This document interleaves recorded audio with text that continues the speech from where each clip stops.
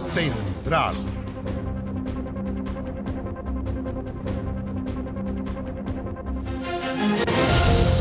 ¿Cómo están? Buenas noches, bienvenidos a las noticias en esta jornada en la cual el gobierno propuso el levantamiento parcial del informe Valech. Testimonios secretos otorgados a la Comisión Nacional de Prisión Política y Tortura.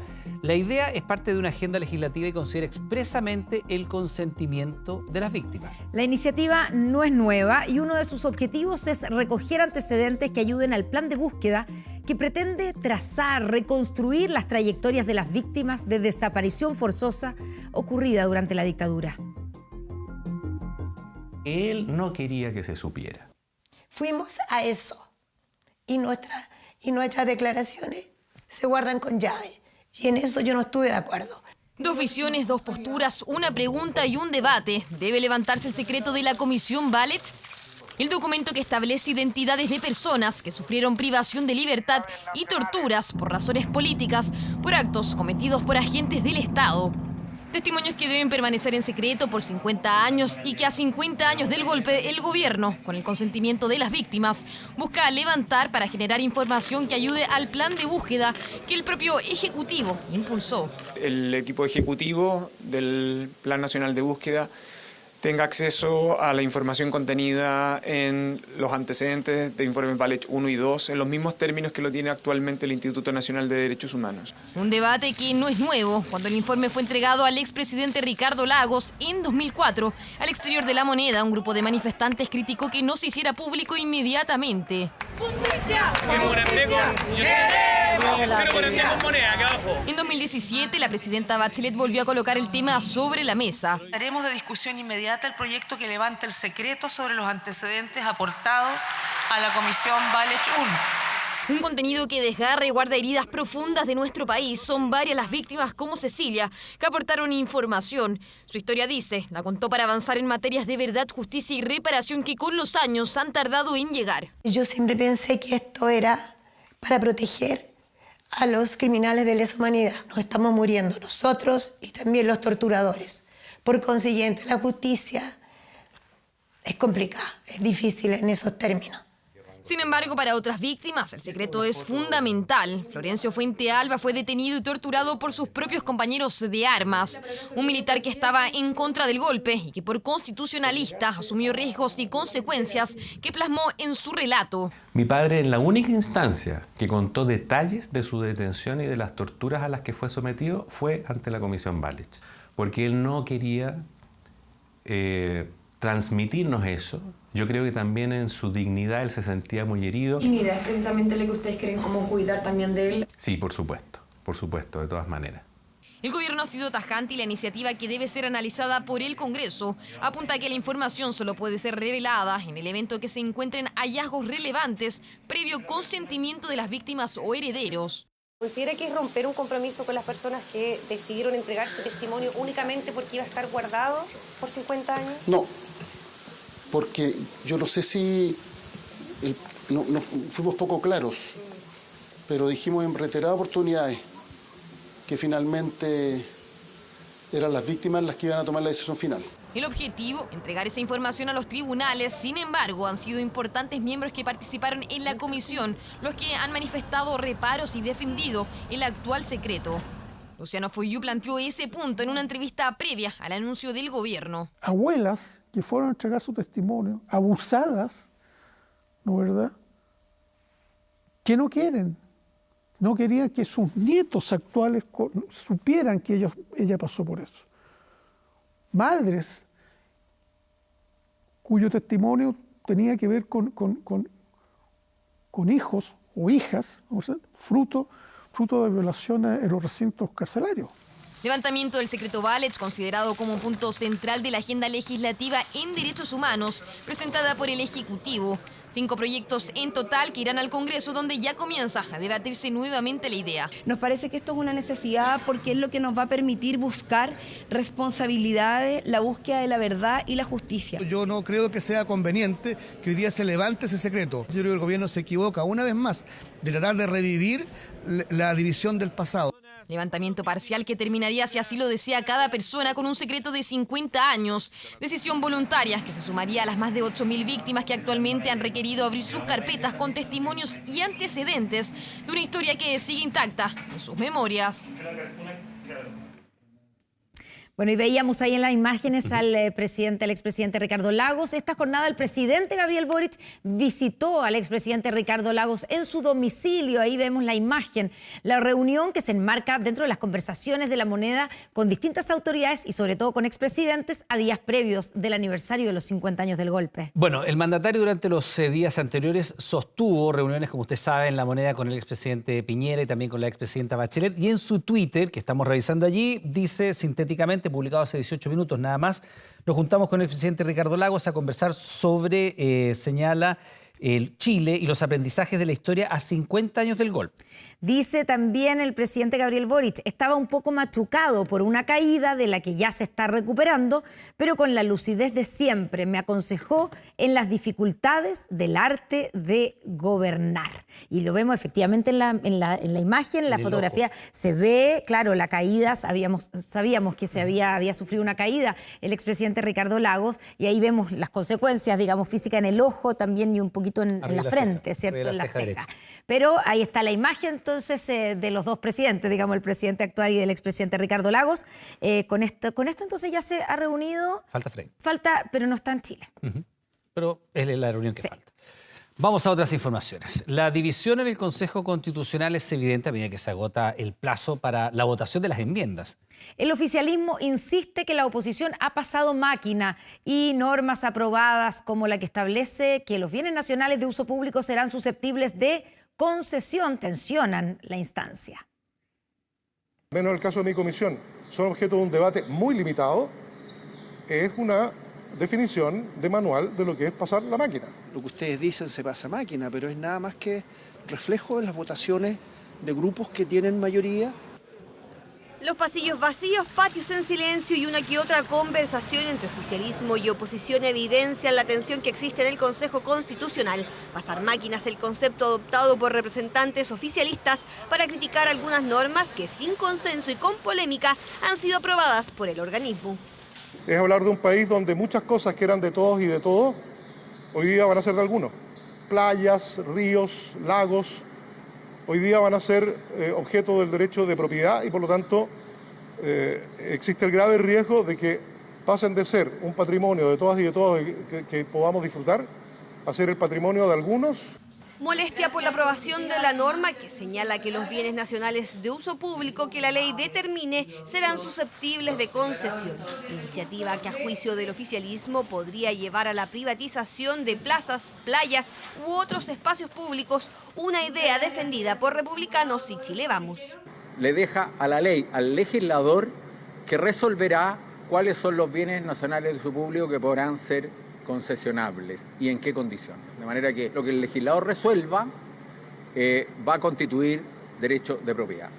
La mayoría que hoy está en manos de republicanos y Chile Vamos ha generado roces en el trabajo en comisiones, las que incluso se suspendieron este martes para buscar acuerdos previos a las votaciones. Debate que generó diferencias evidenciadas incluso en la mesa del Consejo Constitucional. La tentación populista nos está haciendo mal o le está haciendo mal a ciertos sectores. Me parece a mí que hay una decisión de hacer valer una mayoría simplemente. No hay ninguna aspiración por ningún sector de pasar máquina y también esperamos que no haya ningún sector que sea obstruccionista. Y ese es el espíritu de trabajo que ha primado estos días. Yo les quiero transmitir que estamos haciendo todos los esfuerzos para poder construir acuerdos lo más transversales posibles.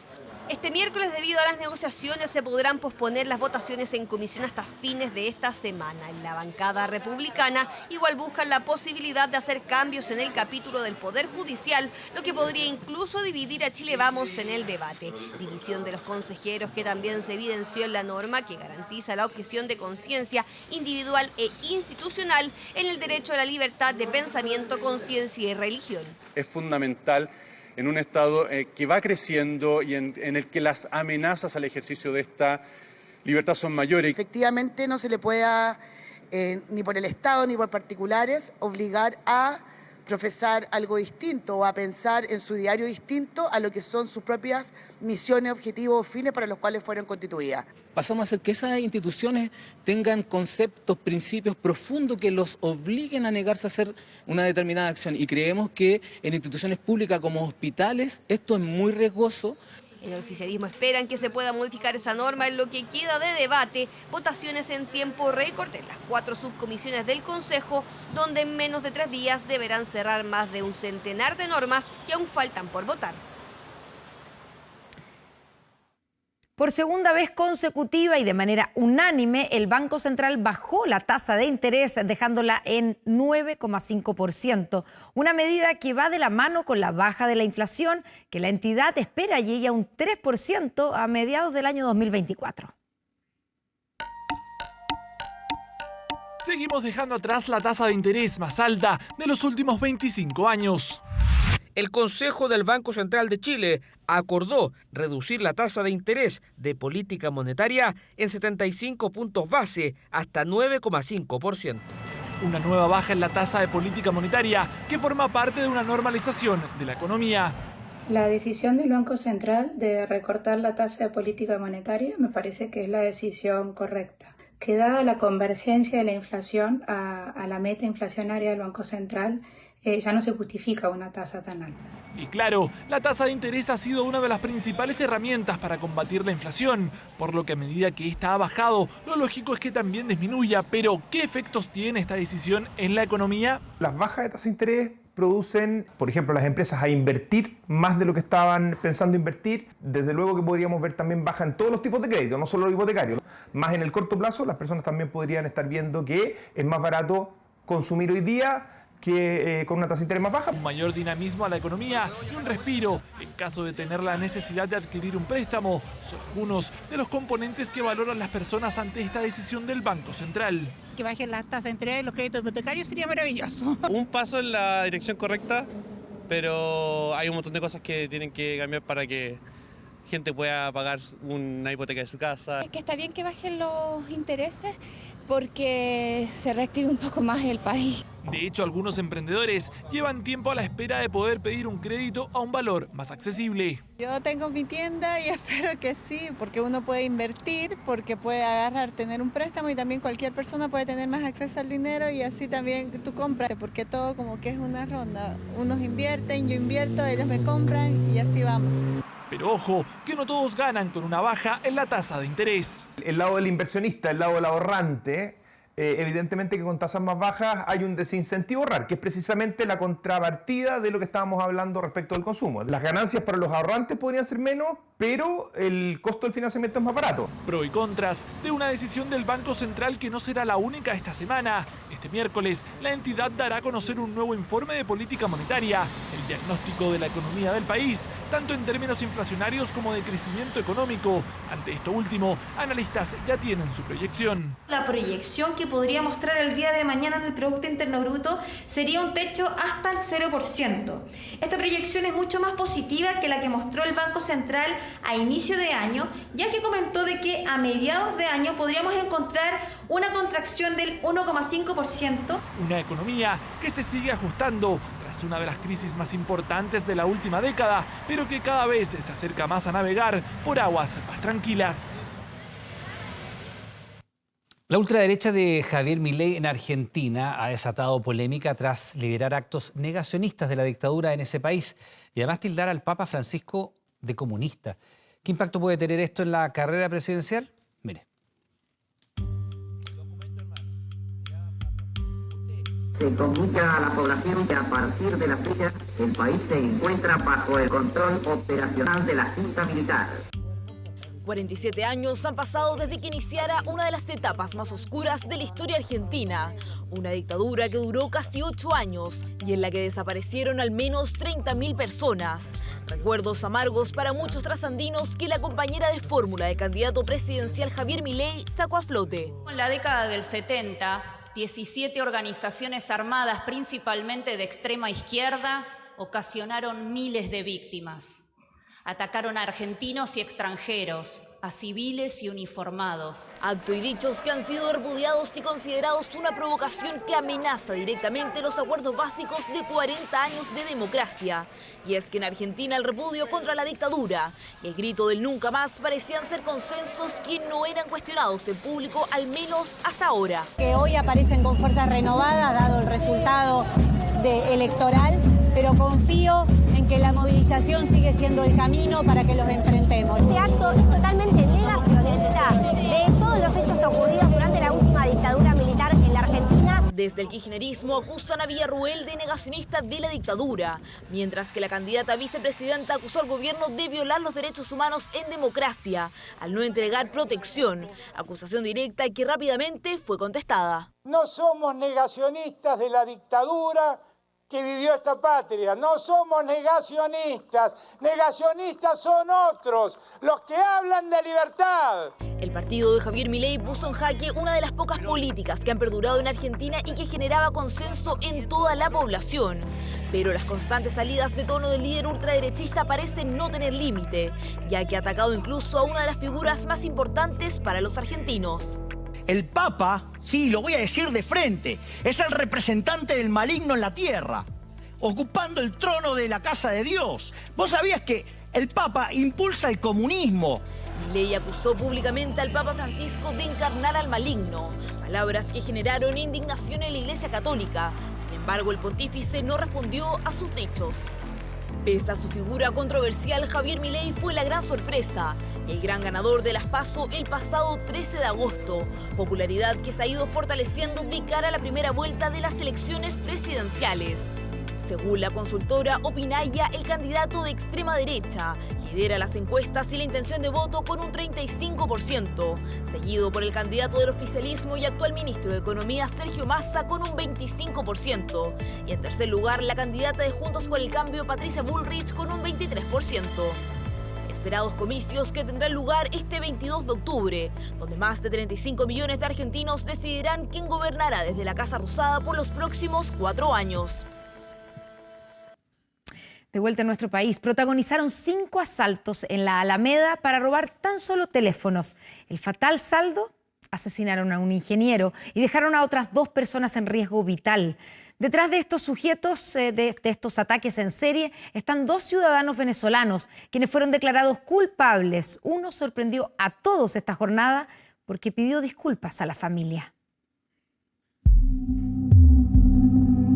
Estos son los últimos pasos de Luis Esteban Riquelme. Transitaba por la Alameda cerca de la medianoche, pero cayó desplomado luego de un mortal asalto. El ingeniero fue una de las 5 víctimas de una pareja de violentos delincuentes que aparentaban caminar por la principal arteria de Santiago, pero según el Ministerio Público, solo buscaban a quien atacar.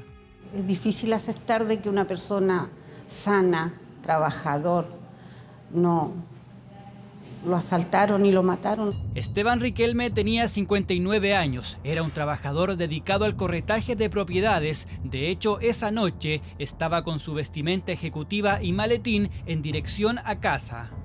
Sin embargo, los ladrones no tuvieron compasión, querían a toda costa el teléfono del ingeniero.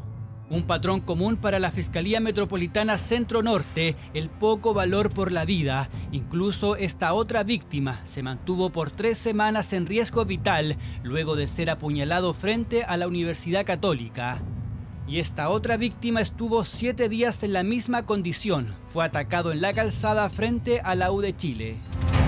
De las 5 víctimas, 2 no denunciaron, pero hubo un sobreviviente que entregó información clave sobre los sospechosos. Eran ciudadanos venezolanos. Por último le hubiesen robado el iPhone y se arrancan, se van, pero ¿por qué el otro tipo lo tiró y lo empezó a acuchillar? Eso es lo que duele. Que te roben el celular, da lo mismo, pero ¿por qué a matar? Se trata de un adolescente de 15 años y Eric Cardoso Rodríguez de 21, ambos en situación migratoria irregular. Están imputados por 5 robos con homicidio, uno de esos consumado. En la última jornada del juicio oral, el adulto decidió hablar. Pido disculpas nuevamente, primero que todo a los familiares del señor que falleció, que de verdad sé que ellos también sufren igual. Mi intención, como dije en un principio, no era matar a nadie. Y pues bueno, pasó lo que pasó y hay que asumir las consecuencias. Consecuencias catastróficas para toda una familia, un impacto psicológico para al menos otras 4 víctimas y la sensación de inseguridad para millones de personas que transitan por el eje Alameda. Presupuestos acreditados que permiten sostener que el plan de los autores contemplaba robar y matar a los sujetos que caminaban en solitario por la Alameda Bernardo Higgins. El acuerdo era efectivamente simplemente intimidar, no causar daño a las víctimas, y fue el otro acusado, como quedó demostrado en el veredicto, quien apuñaló a las víctimas. La familia de Luis Esteban Riquelme quedó sorprendida por las disculpas del imputado adulto, pero no las aceptó. Yo no encuentro que sean disculpas sinceras. De la forma que actuaron, no. Comprar un cuchillo para asaltar, robar y empezar a apuñalar a las personas es porque saben a lo que van. Saben el daño que están haciendo y provocando. Gracias a las evidencias y pruebas contundentes de la Fiscalía Centro Norte, el tribunal declaró culpables a los ladrones. El adolescente, al ser menor de edad, arriesgaría tan solo 5 años, pero Eric Cardoso Rodríguez podría pasar toda su vida en la cárcel. Tras los voraces incendios que azotaron Grecia, ahora ese país enfrenta una de las peores tormentas de su historia. Mientras, en Brasil, las inundaciones en el sur ya han dejado más de 20 fallecidos.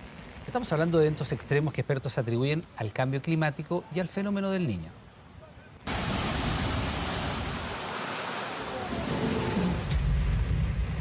Como precipitaciones de otro mundo que han dejado imágenes apocalípticas, así ha descrito la prensa internacional el fenómeno meteorológico que amenaza por estos días al oeste y centro de Grecia y que se prevé podría dejar un récord de más de 2.000 litros de lluvia por metro cuadrado. Llamamos a bomberos, al municipio, a la prefectura. No hay nadie. Los autos ya están entrando al mar. Lloraremos a los muertos. Pedimos ayuda. Es la desesperación de quienes veían en primera persona los estragos que han dejado las históricas lluvias que afectan prácticamente a la totalidad del país, aunque sus efectos más devastadores se concentran en las regiones centrales de Tesalia, Magnesia, Pieira, así como en las islas Espóradas, Eubea y Esquiatos. En las zonas más afectadas, las autoridades han rogado a la población no salir de casa e incluso han prohibido la circulación de vehículos. Creo que todo el mundo se da cuenta de que hay ciertos fenómenos meteorológicos que están más allá de la capacidad de los seres humanos para afrontarlos, por más obras de prevención que tengamos. Fue el balance del gobierno griego que recordó los voraces incendios que tras dejar una veintena de fallecidos y más de 150.000 hectáreas consumidas por el fuego en el norte, habían logrado ser contenidos hace solo un par de días. Sequía e incendios hacen que cambie la capacidad del suelo para absorber agua. Por lo tanto, es mucho más probable que se produzcan estos aluviones, digamos, y estas inundaciones de manera tan importante. Y como este, son varios los eventos meteorológicos extremos que se suman en distintos continentes. Si en Europa, también España ha sido víctima de severas inundaciones, Asia hace frente a una seguidilla de tifones que el fin de semana causaron estragos en Hong Kong y en Taiwán, y ahora azotan con fuerza al sur de China, con más de 300 milímetros de lluvia caída en solo 24 horas. Si bien tenemos fenómenos naturales, estos fenómenos naturales es muy probable que se intensifiquen y se pongan mucho más severos debido al cambio climático de origen antropogénico y al niño, que también lo que hace el niño es que, si bien afectan gran parte de la zona del Pacífico, ¿cierto?, y Sudamérica, es un fenómeno también global. Una combinación letal que en nuestro continente han sufrido los habitantes de Guatemala con impresionantes derrumbes y también los del sur de Brasil, con vientos de hasta 100 kilómetros por hora, caída de granizo y desborde de ríos que han cobrado la vida de más de 20 personas. Me siento devastada, lo perdí todo. Hay mucha gente que perdió mucho más, pero aquí en mi casa ya no me queda nada. Cuando hay un problema, el gobierno federal estará ahí para ayudarlos. Nuestra solidaridad con el pueblo Río Grande do Sul. Y es así como poco a poco los peores presagios de los expertos se van haciendo realidad. Los mismos que para Grecia pronostican lluvias hasta este jueves, en un temporal que ya es señalado como uno de los peores de la historia en azotar este país. Y de vuelta aquí en nuestro país, el video que está viendo corresponde a una balacera en Santiago que terminó con un ciudadano colombiano de 22 años baleado en el tórax. Carabineros investiga la posibilidad que sea la venganza de un prestamista.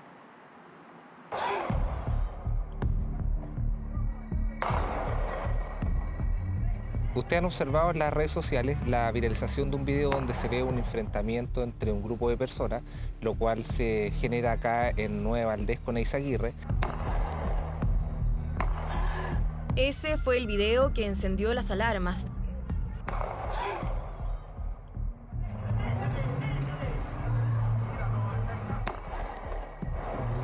Medianoche y en Nueva de Valdés con Eizaguirre la gente corría luego de escuchar el sonido de los disparos.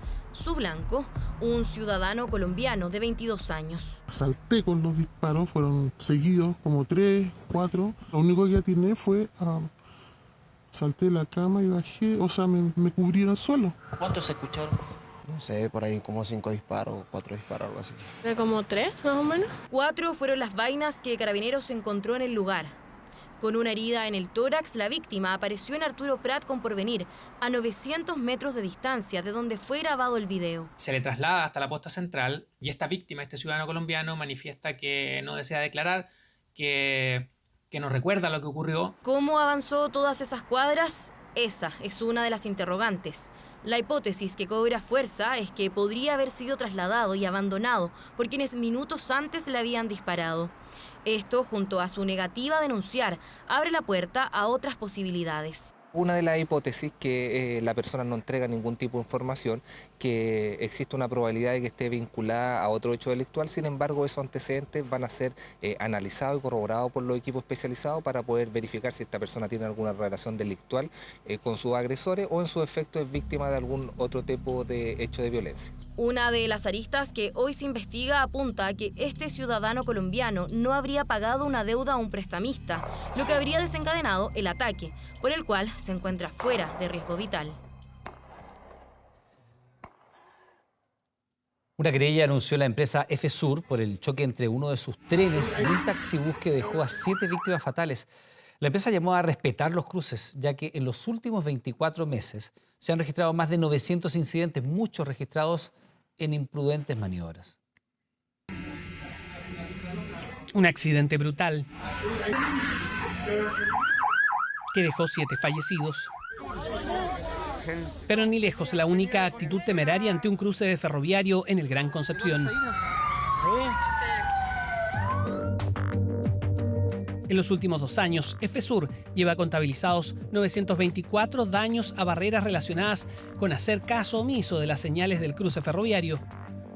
Algunos de ellos con graves consecuencias para los infractores, incluidos no solo automovilistas. De ahí la decisión de la empresa. FSUR ha definido presentar acciones legales contra quienes resulten responsables, dado la magnitud de este accidente que costó la vida a 7 personas. Una situación que es consecuencia directa de la irresponsabilidad frente a un cruce ferroviario. Recordamos lo importante de respetar la señalización vigente al atravesar un cruce ferroviario. Llamamos a una conducta de autocuidado a todos los conductores que cruzan nuestra vía férrea. Una empresa que sigue transportando a más de 40.000 pasajeros, a pesar del accidente y de la temeridad de algunos.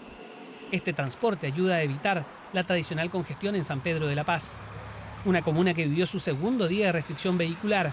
Al menos este martes sí se notó. Hay congestión, pero no tanta. Sí, bastante. Sí, no, mejoró harto. Igual se notaba más despejado. Hasta ahora, por lo general, siempre ando unos 6 kilómetros más atrás. Normal, no hay problema, no hay problema en este momento. Una medida adoptada por el Ministerio de Transportes que ya tuvo su primera evaluación. Hemos podido detectar en relación a la restricción vehicular, a la marcha blanca de la restricción vehicular, que ella se está cumpliendo en un 80%. Un tránsito vial complicado en la zona sur del Gran Concepción, pero mucho más, luego de lo ocurrido el pasado viernes producto de la temeridad de un conductor. Temeridad que lamentablemente no es la única de la que se tiene registro.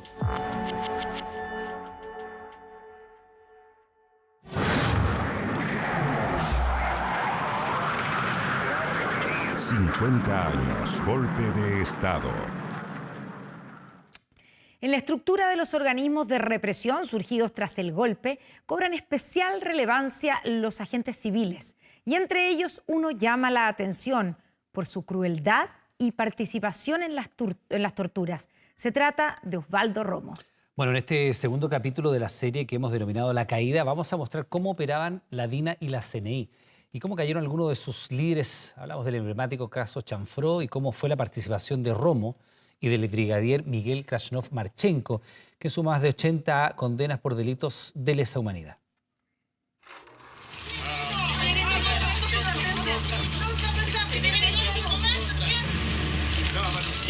A fines de 1991, la Policía de Investigaciones detiene a Otto Trujillo Miranda, alias Colmillo Blanco, un agente civil que era parte del Comando Conjunto.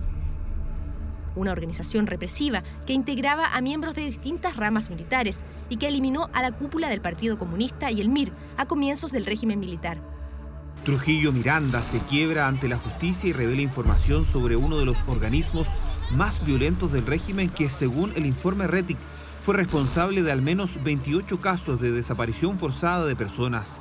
La detención de Colmillo Blanco permite a los investigadores detectar el punto débil para desarmar el inexpugnable silencio que rodea a las estructuras criminales que funcionan durante la dictadura. En el proceso investigativo llegamos a la conclusión que el punto débil eran los empleados civiles que tenían los organismos de represión. Y precisamente a eso se llegó y fueron los que nos proporcionaron información, entre los cuales se encontraba Osvaldo Romo Mena.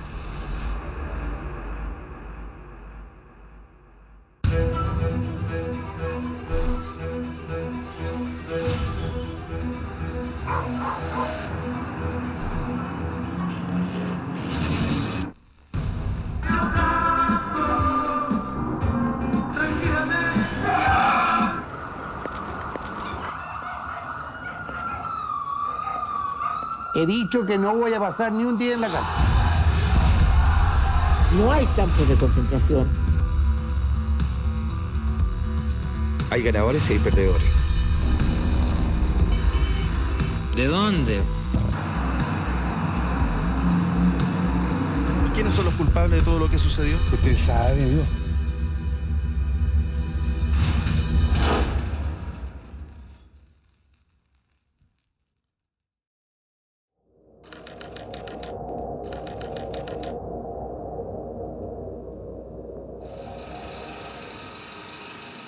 El 11 de marzo último asumió la Dirección General de Investigaciones, uno de los cargos menos apetecidos por las nuevas autoridades. ¿Qué pasa dentro de investigaciones? Pasa dentro lo que se percibe fuera. Lo que hay dentro, eso hay fuera, decía Ortega y Gasset. La sociedad percibe que hay conductas inmorales de muchos policías, que hay presiones, que hay extorsión, que hay colusión con el delito. El escenario para la brigada que investiga delitos de lesa humanidad tiene un grave problema interno retomada la democracia. Decenas de funcionarios de la Policía de Investigaciones fueron agentes en las estructuras de la DINA y la CNI durante la dictadura, como denuncia su propio director Horacio Toro. Hay desconfianza entendible por parte de familiares de víctimas. En las sesiones de tortura habían muchos participantes. Y ahí habían un grupo de PDI, que eran los papis, no sé si escuchaste alguna vez, que eran estos agentes que venían de la PDI y que tenían la experiencia en técnicas de tortura y de interrogatorio.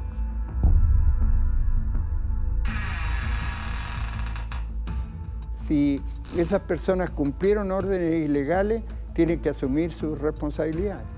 Pero no, efectivamente al inicio hubo muchos casos que se investigaron y que se determinó que tenían responsabilidad o administrativa o en delitos que fueron alejados de las filas de la institución.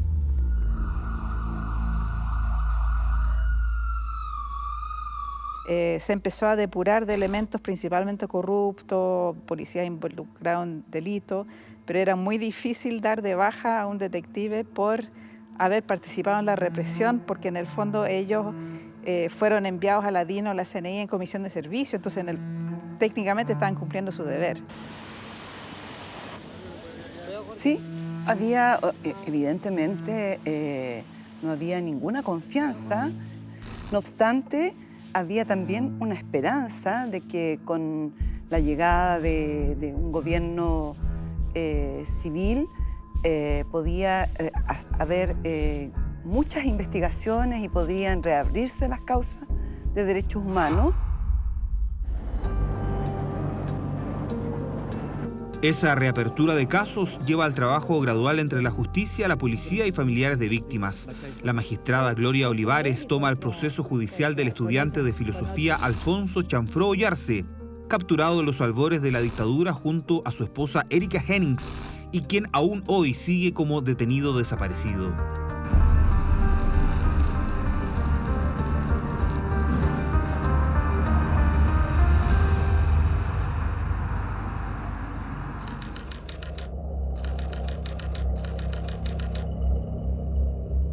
A nuestra casa llegaron un operativo grande de civiles, todos armados. Estábamos con nuestra hija, chiquitita, guaguita, y llegó Romo. Yo individualizo muy bien a Romo porque además en su perfil fantoche psicopático él se presentó.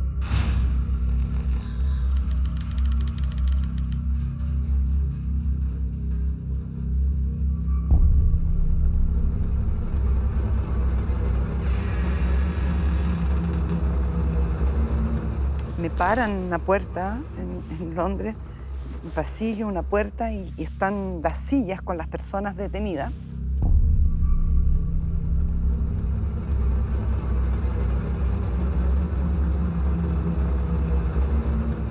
Y yo los veo a todos con estas vendas en los ojos. Yo los veo, levanto así y logro ver debajo de la venda.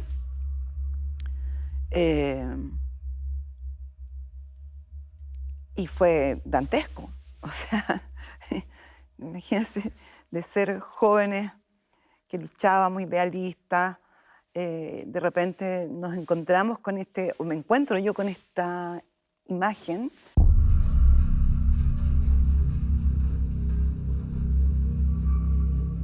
Y yo fui sujeto de tortura.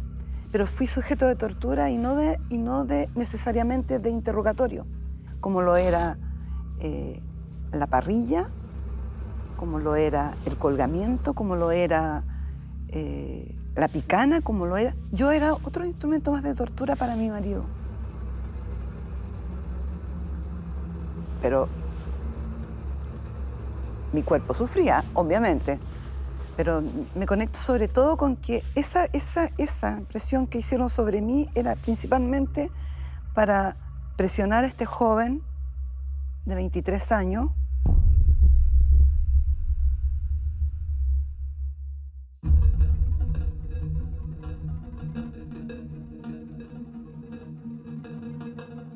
Testimonios como este, así como el de cientos de otras víctimas, permite reconocer los métodos de tortura de la DINA que se repiten en distintos centros de detención. Se reiteran también nombres como los de Barclay Zapata, alias El Troglo, Gerardo Godoy, denominado Teniente Marcos, Ricardo Lawrence Mírez y también un agente civil, Osvaldo Romo. un dirigente socialista a los tiempos de Salvador Allende, devenido en el más cruel torturador iniciado el régimen militar. Reconocido por testigos, por los familiares de las víctimas, mencionado en el informe de Red y varias veces, así en forma muy simple, según recuerdo, por lo menos en más de una cincuentena de casos, aparecía de una forma u otra. Él aparecía como bueno conmigo, ¿cierto? Claro, me iba a traer maní, por ejemplo. Me iba a pasar el abrigo de Alfonso para que yo me tapara. Me hablaba de mi hija. Una persona que, si bien es cierto, los agentes de fila eran disciplinados, rara vez se presentaban, anunciaban su nombre, este sí lo hacía. ¿Ya? Él se presentaba como Osvaldo Roma, para él era como un gran estatus, una gran cosa, una buena causa, trabajar para los organismos de seguridad.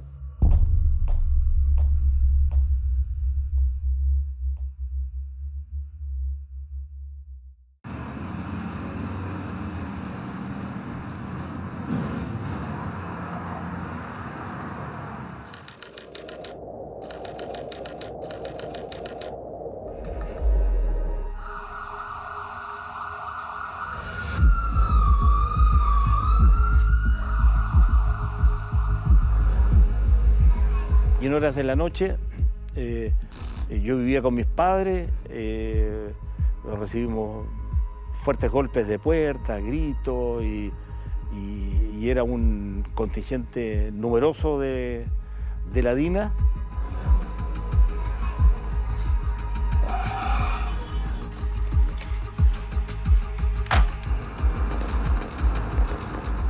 Al salir, reconocí al jefe del operativo. Habían varias camionetas, varios hombres, pero había uno que hacía como de comandante del operativo. Y lo reconocí, que era Osvaldo Romo Mena, conocido como el Guatón Romo.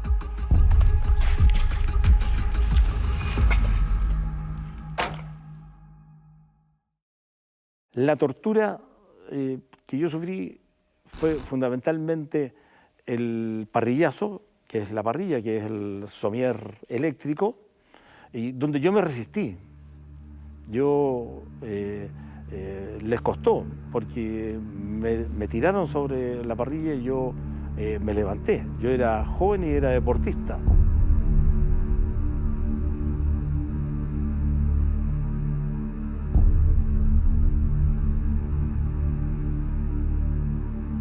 En el recinto había una radio que transmitía y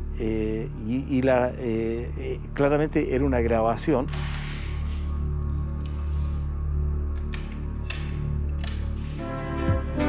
Muy buenos días, estimados auditores. Siendo las 7:30 de la mañana, comenzamos nuestro programa de cada día. Pero pasaba un rato no tan largo, decía el locutor, y ahora nos disponemos a almorzar, siendo las 2 de la tarde. Yo no sabía, tenía la sensación que no podría haber pasado más de 1 hora y media. Es decir, es también un sistema destinado a que uno se pierda en el tiempo y en el espacio, por completo, y no pueda reconocer nada. El lado más siniestro de la tortura la vive Álvaro Varela, abogado de la Vicaría de la Solidaridad, quien, liberado del centro José Domingo Cañas, dimensiona el horror frente a Osvaldo Romo.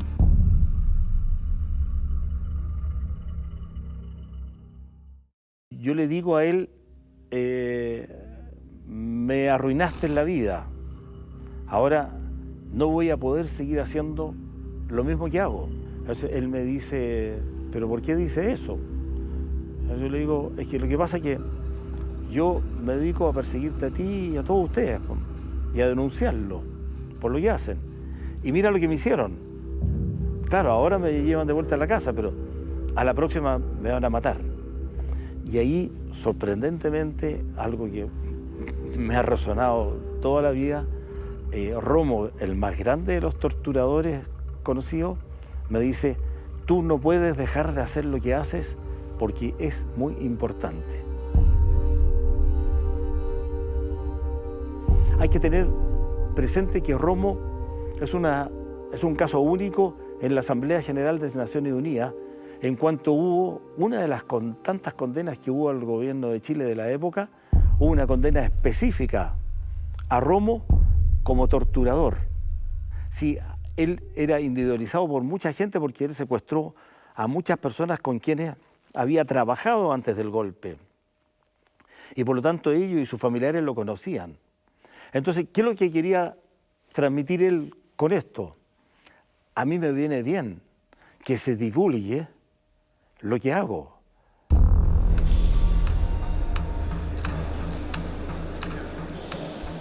La magistrada Olivares apunta hacia Romo, de quien no se sabe nada desde 1976. Los organismos represores realizan en distintos periodos una operación llamada Control de Bajas, donde mandan a civiles a países vinculados a la Operación Cóndor. Miguel Estayreino, involucrado en el caso de Gollados, parte rumbo a Paraguay. Eugenio Berríos, bioquímico de la DINA, se encuentra en Uruguay. Se sabía entonces que Romo no estaba en Chile.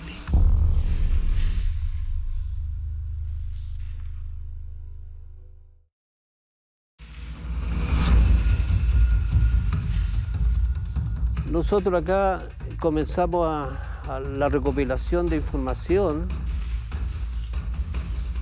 De esa forma nosotros logramos convencer a su suegro y a su vez en coordinación con el tribunal logramos que no se diera una postal que delataba que él estaba en Brasil. Ya teníamos un punto de partida. Hace 3 meses, la Interpol chilena venía intercambiando información con Interpol brasileña con el objeto de detener a un ex agente de la DINA chilena. El hombre buscado era Osvaldo Enrique Romo, condenado por la justicia chilena por los delitos de secuestro y homicidio. Este hombre llegó a Brasil en abril de 1976, con una mujer y 5 hijos, todos ellos con documentos de identidad falsos. Se intentó en primera instancia traer en forma rápida solicitándole ayuda a la Policía Federal porque estaba con una identidad falsa y cometió un error. No se acogió nunca a ninguna de las leyes de amnistía que daba el gobierno brasilero para los extranjeros que habían entrado ilegalmente al país y mantuvo su identidad falsa.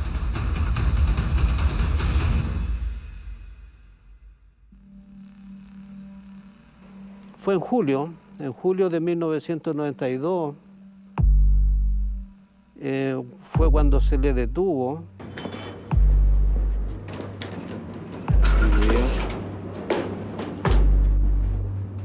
Y él allí reconoció que su nombre verdadero y nos saludó a nosotros, ¿ya? Les dio la mano a todo el equipo que estábamos ahí presentes y yo no se la di porque para mí era impactante. Yo trabajé en la DINA, Dirección de Inteligencia Nacional, durante 2 años. Siempre tuvimos algún temor encima porque nos comentaban de que había que tener cuidado, que era muy fácil que le sacaran un tornillo al avión, que se podía venir abajo. Entonces, a veces lo hacían con buena intención, a veces con mala intención. Y entonces siempre estaba ese temor de que algo podía pasar. El vuelo de Baja se posó en la losa del terminal aéreo poco después de las 2 de la tarde y tras unos minutos de espera apareció la figura del ex agente de la DINA acompañado por efectivos de Interpol Chile que lo custodiaron durante el viaje. A partir de ese momento, Investigaciones puso en práctica el operativo preestablecido para la salida de Romo desde el aeropuerto. Varios vehículos de la Policía Civil abandonaron rápidamente el lugar, presumiblemente llevando a Romo. Ahora en Chile, Romo, quien tenía 11 órdenes de detención, deberá responder por acusaciones en su contra, interpuestas en 5 juzgados civiles y por el caso Chanfró, actualmente traspasado a la justicia militar.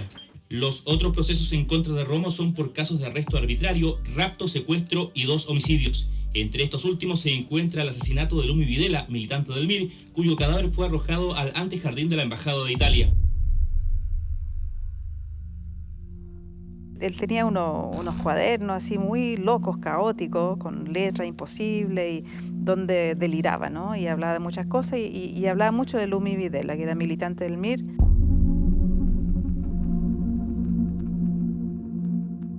Y hablaba como que si casi se estuviera enamorado de ella. Y hablaba muy bien de ella en el sentido de que era muy buena militante, muy disciplinada, muy inteligente, muy esto, la alababa mucho.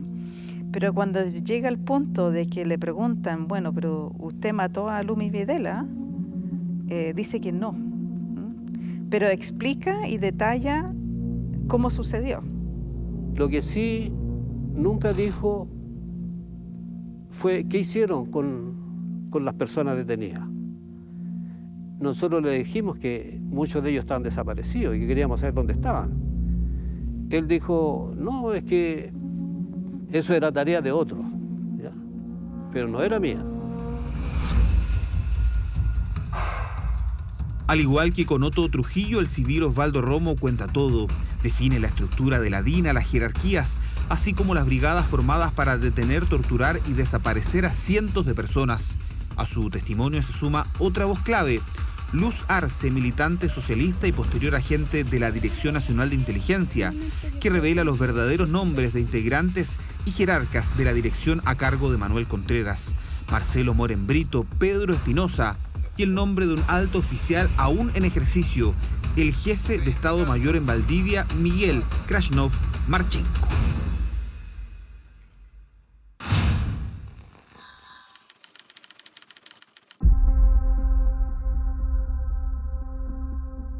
Es Krasnov el jefe, es el ideólogo, es el jefe de la brigada Caupolicán junto con Moren Brito.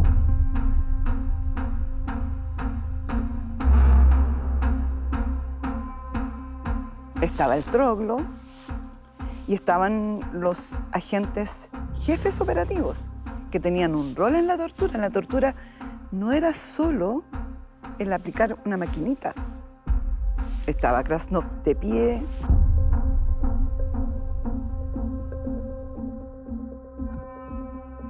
Interrogando, dirigiendo. Entonces, era también un torturador. Krasnov, la cara más visible en la política de exterminio del mismo. Fue posible apreciar al coronel Krasnov concentrado en las palabras del religioso que ofició la misa de acción de gracias por lo obrado por las Fuerzas Armadas el 11 de septiembre de 1973. En 5 años, no estoy tan seguro si hubo 500 víctimas en 5 años, o sea, muchas víctimas, muchos desaparecidos. Y la gran mayoría eran del MIR. Y el que estaba detrás de la política de exterminio del MIR era Krasnov, así que él se debe sentir orgulloso de haber logrado ganar esa batalla contra el MIR, pero fue espantoso. Porque está muy claro y comprobado en el expediente de que Alfonso Chanfrot fue objeto de torturas y de apremios ilegítimos realmente bárbaros.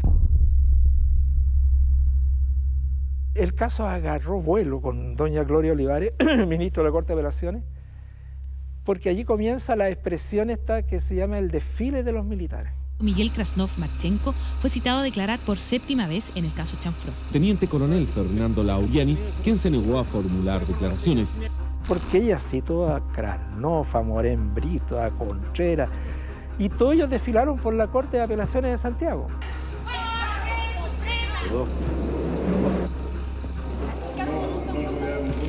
Hoy el agente llamado El Troglo fue cariado con el mayor de carabineros en servicio activo, Gerardo Godoy, quien habría sido otro de los responsables de Londres 38.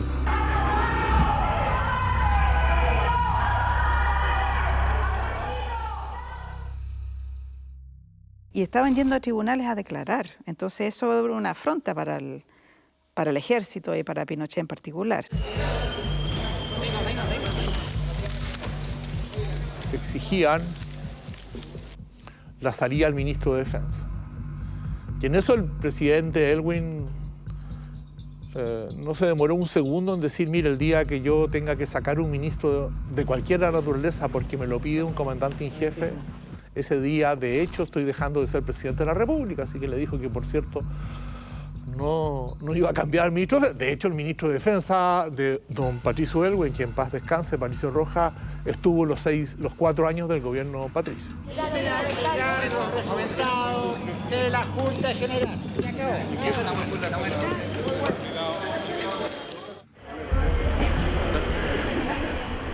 Fui la primera en cariarse con un agente que fue Krasnov.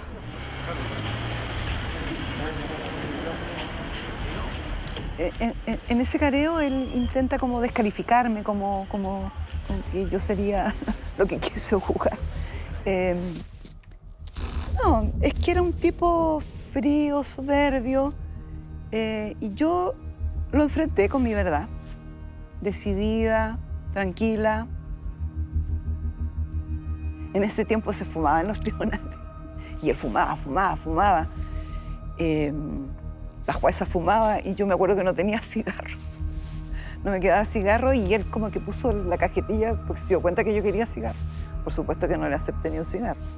De que esta situación fue una situación de guerra que ya felizmente finalizó, ¿no?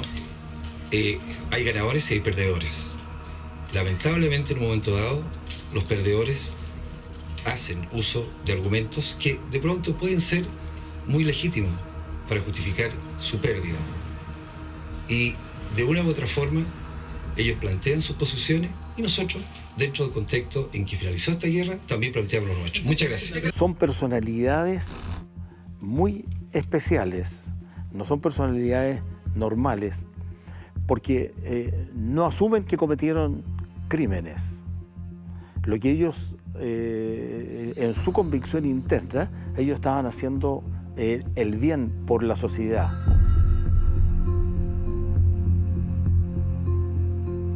Un caso que avanzó bastante con una enorme cantidad de testigos que estuvo dispuesto a declarar y lo hicieron con Gloria Olivares. O sea, Gloria Olivares hizo una investigación estupenda, ¿ya?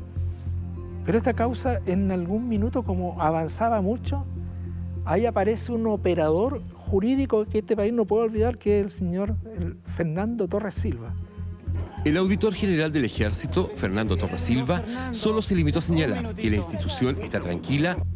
Que murió estando preso en Punta Neuco. Bueno, el fiscal Torres en esa época se dedicó a llevarse todas las causas de la justicia civil a la justicia militar. Ahora, con la complacencia, indudablemente, de las Cortes Apelaciones y la Corte Suprema, que en esa época todas las contiendas de competencia las resolvió a favor de la justicia militar. Ese es un gran pecado de nuestro máximo tribunal en ese tiempo. Y entre esas la causa de Chanfrón.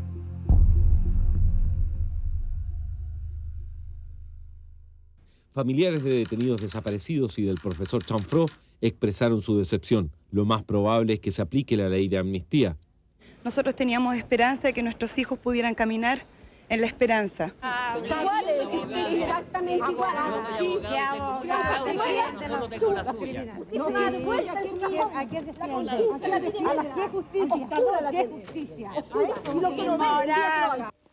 Mire, la justicia en dictadura no existió, salvo honrosos ministros, cuantitativamente los menos. Cuando en Santiago lo menos le hablo, no me ha dado 2 o 3 ministros, de todos los ministros de la Corte de Apelaciones a la Corte Suprema. Nosotros tenemos el triste pero emblemático récord de haber tenido más de 10.000, 15.000 recursos de amparo presentados y no haber ganado más de un puñado de 15 o 10, que no es un éxito profesional muy grande. El caso Chanfró vuelve a quedar archivado en diciembre de 1992. Por esos días es trasladado a Chile Miguel Estayreino, el Fanta, un delator que estuvo escondido en Paraguay y uno de los involucrados en el horroroso asesinato de 3 militantes comunistas en 1985.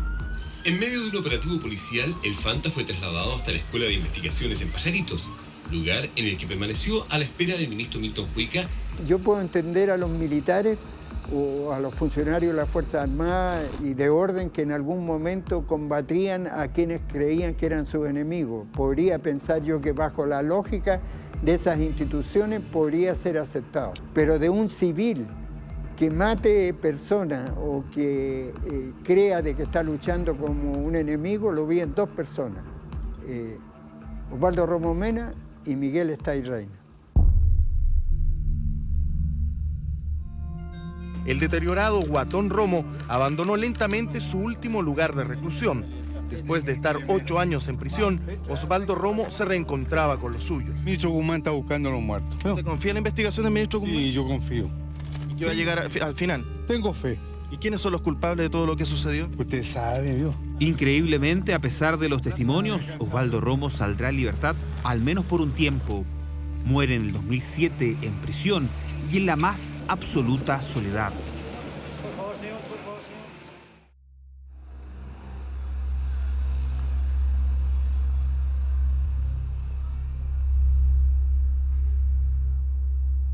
Con los años empezaron a aparecer fragmentadamente los recuerdos de lo ocurrido. Y la impresión que me da es que es una película, es una ficción. Cuesta creer que haya sido real y además que yo la haya vivido.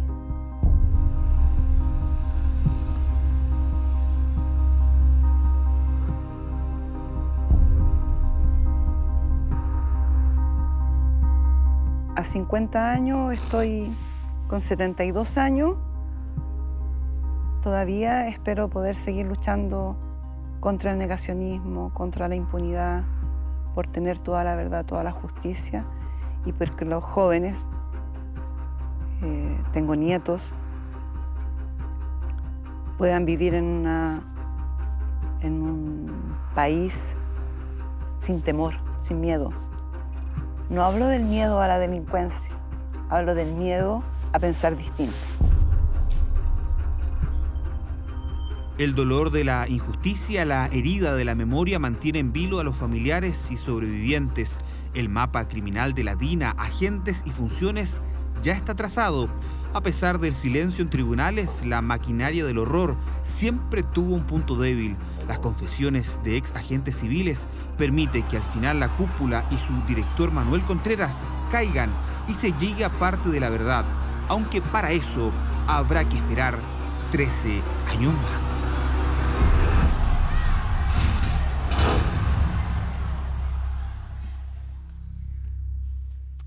Bueno, queda más porque en el último capítulo de esta serie, mañana vamos a mostrar los detalles de las investigaciones que hay contra el ex jefe de la DINA, Manuel Contreras, y cómo TVN mostró en exclusiva los detalles de su captura.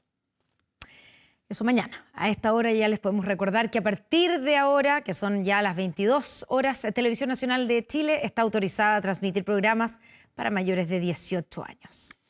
Bueno, y este martes fueron los alegatos de la familia Fuentealba para procesar al comandante de la FACH, Mario López, líder de las misiones aéreas del 11 de septiembre, por la muerte de una niñita de 11 años. Una jornada en la que además la Fuerza Aérea aseguró que el avión exhibido en la comandancia en jefe no estaba en Chile al momento del ataque a La Moneda.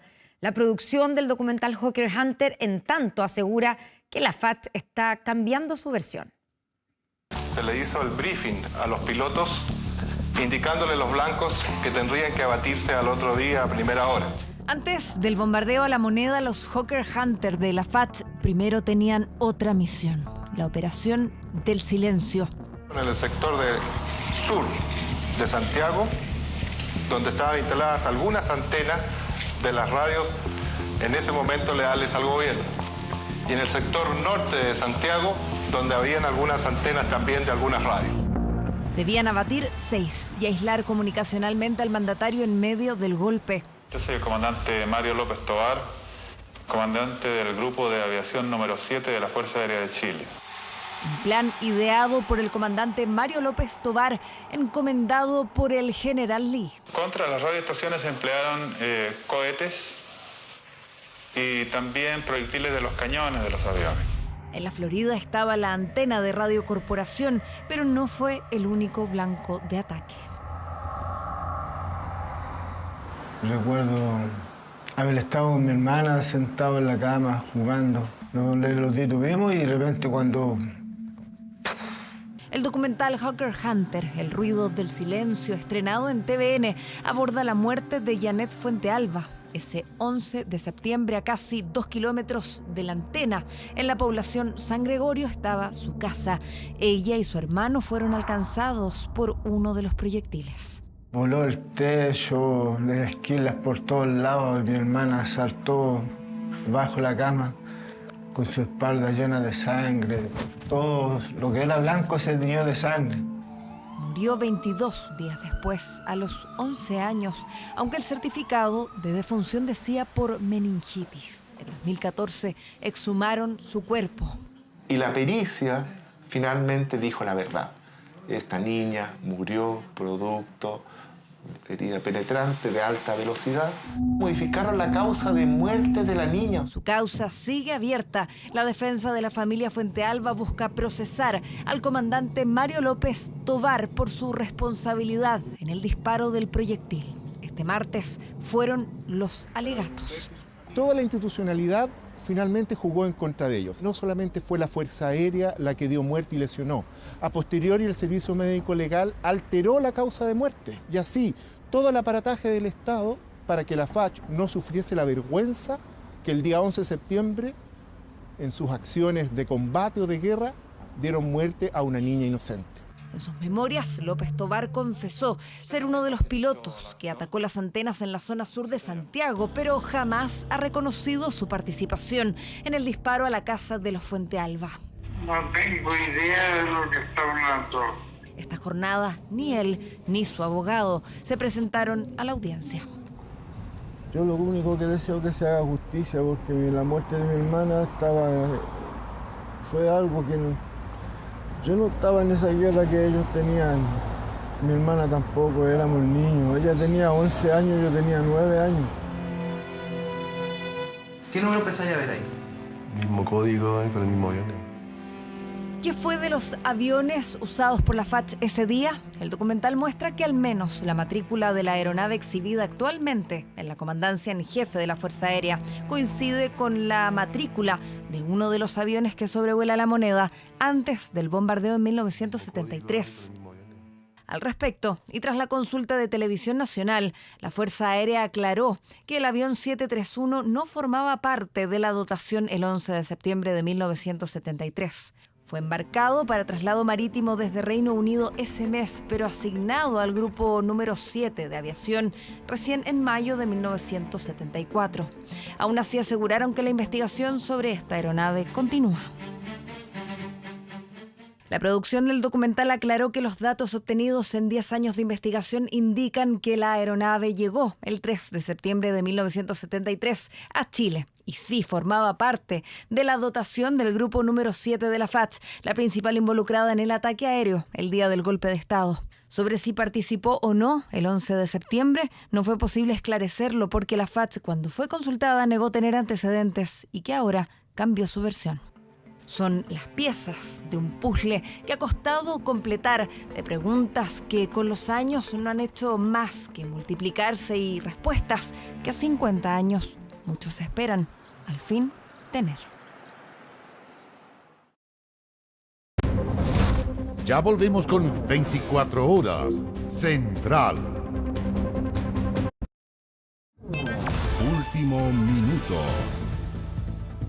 Estamos de vuelta con una noticia de último minuto. Hace minutos se conoció esta declaración de los partidos de Chile Vamos, que lo que han hecho es redactar su propia declaración con motivo de la conmemoración de los 50 años del golpe militar. De alguna manera, haciendo un desafío, una interpelación a la invitación que ha hecho el presidente Gabriel Boric a firmar una declaración conjunta. Ya, ¿qué dice?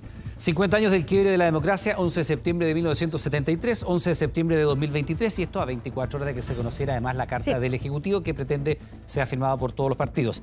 Este año se cumplen 50 años desde el quiebre de la democracia que en septiembre de 1973 marcó la culminación de una profunda fractura social y política que afectó gravemente nuestra convivencia con efectos cuya huella pesa hasta hoy en nuestras relaciones y confianzas. En un segundo párrafo continúa la declaración de Chile Vamos. La vivencia de cada persona experimentó y sus severas consecuencias nos obligan a reflexionar sobre estas 5 décadas tomar conciencia de los aprendizajes y errores cometidos por todos los sectores y mirar hacia el futuro. Es imperativo hacer el máximo esfuerzo por alcanzar acuerdos básicos para el fortalecimiento de la democracia y la promoción de la dignidad humana. Es necesario dialogar sin límites, sin prejuicios ni miedos y anteponer el bienestar del país y de las personas. Ya, son 7 puntos. Recuerde usted que el documento del Ejecutivo son 4 propuestas. Estas son 7, se la vamos a inaugurar las 7. Exactamente. En este contexto, renovados nuestros compromisos, el primero dice lo siguiente: nuestro compromiso con la democracia, comprometiéndonos a usar siempre los mecanismos institucionales como medio para resolver nuestras diferencias. Se parece bastante a uno de los puntos de la declaración del presidente. El segundo compromiso, nuestro compromiso con la Constitución y las leyes, respetando en toda acción al Estado de Derecho. El 3, nuestro compromiso con los derechos humanos, propiciando su protección y respeto irrestricto en toda circunstancia y oportunidad. El compromiso número 4 es con la paz y con la buena convivencia, condenando toda expresión, movimiento o llamado que se valga de la violencia o el terrorismo para la promoción de sus ideas o el logro de sus objetivos. 5, nuestro compromiso con la promoción de la dignidad humana en todas sus formas como fuente de libertades y de garantías sociales que comprometen a todos y cada uno. El compromiso número 6 dice nuestro compromiso con la libertad de pensamiento y de expresión, favoreciendo el pluralismo y la diversidad de ideas en un ámbito de respeto, verdad y ecuanimidad. 7 y final, nuestro compromiso con la seguridad del país y su población, fortaleciendo la tarea de protección y resguardo a quienes cumplen dicha labor. Para terminar esta declaración, dicen que, reflexionando sobre el pasado y observando el presente, invitamos a todas las personas que aman a Chile a trabajar unidos por nuestro porvenir, respetando las diferencias y las historias propias, sin pretender imponer verdades únicas, acogiendo con empatía el dolor de quienes han sufrido y buscando los espacios de acuerdo que nos lleven al futuro de bienestar, equidad y desarrollo humano al que aspiramos. Finalmente, señala este texto, invitamos al gobierno y en particular al presidente Boric y su equipo a promover un mensaje convocante que enfatice los aspectos que nos unen, sin odio, sin resentimiento, velando porque el próximo 11 de septiembre quede atrás la violencia política y sea una jornada pacífica y segura para todos. La firman Javier Macaya, presidente de la UDI, Francisco Chaguán, presidente de Renovación Nacional, Gloria Hood, presidenta de Evópoli, María José Hoffman, secretaria general de la UDI, Diego Chalpe, secretario general de RN y Juan Carlos González, secretario general de Evolución Política. Es la carta que se ha conocido después de esta reunión por Zoom que sostuvieron los presidentes y dirigentes de los partidos de la oposición, más o menos a las 20 horas, y que se va a conocer mañana. Mañana a las 9 de la mañana en el ex Congreso Nacional, en la sede del Congreso Nacional en Santiago. Ahí estarán también los 3 presidentes de Partido de Chile Vamos, dando a conocer, anunciando esta declaración, y vamos a ver qué es lo que o cómo reacciona el gobierno. ¿Esto significa que se echa por tierra una declaración conjunta o es una forma de, digamos, darle su propia versión de Chile Vamos al gobierno para que pueda realizar o mezclar ambas declaraciones y terminar en una declaración conjunta? Reacciones que se van a conocer en las próximas horas. Nosotros hacemos una pausa. Estamos de regreso de inmediato. Espérenos. Estamos de vuelta para despedirnos, pero los dejamos con todo por mi familia aquí en TVN. Y por nuestro canal 24 horas, una nueva edición de Vía Pública con Matías del Río. Que tenga buenas noches y gracias por informarse junto a nosotros. Buenas noches, hasta mañana.